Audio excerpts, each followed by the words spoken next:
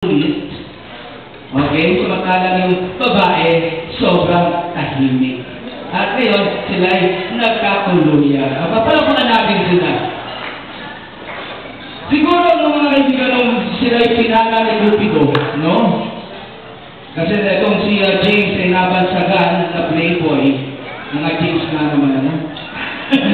Okay? Siguro nung siya ay pinala ni Cupido, Armalite ang ginamit. Kaya maramihan ang umipig.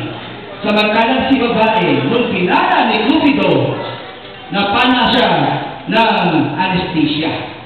Kaya reyna ng Denmark. Ang pagkita nyo naman sa una nilang pagkikita, medyo hindi raw pinansin ni Susie, si James. Is that correct, James?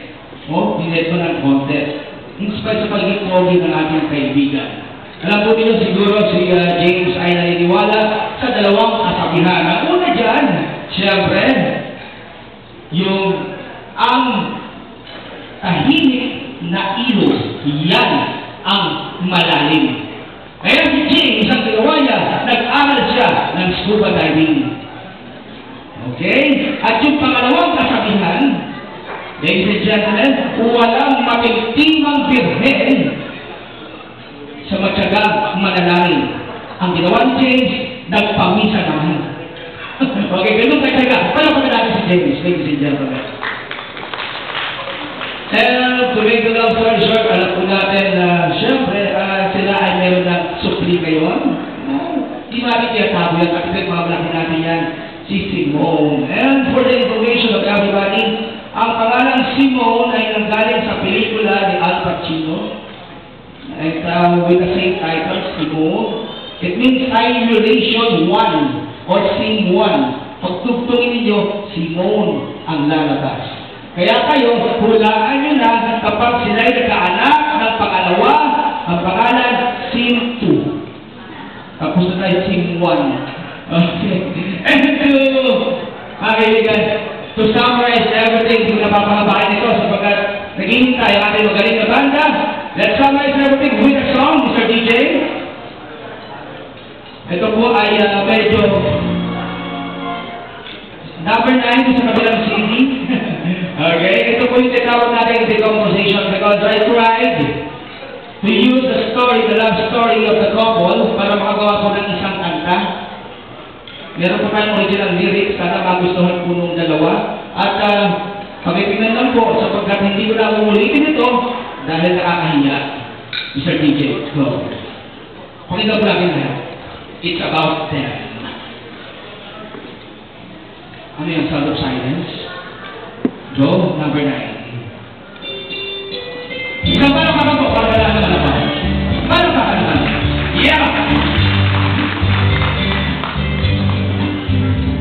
Ako ay may kwento tungkol ito sa guy na sobrang ang kulit. Ang lakas ng kanyang appeal sa chicks kahit na we-hit. Then she met a pretty girl na maganda at ubod ng batin. Si Playboy di makaskor dahil si Cutie ay tahimik. Kaya ang kanyang desisyon ay magbago ng strategy. Di na siya nangulit and he started being friendly. Tapos dumating si Ondoy, nag-close ang business ng store. Pero ang friendship nila nag-continue at hinaputol. Naging sweet girl at never na siyang nagpahal.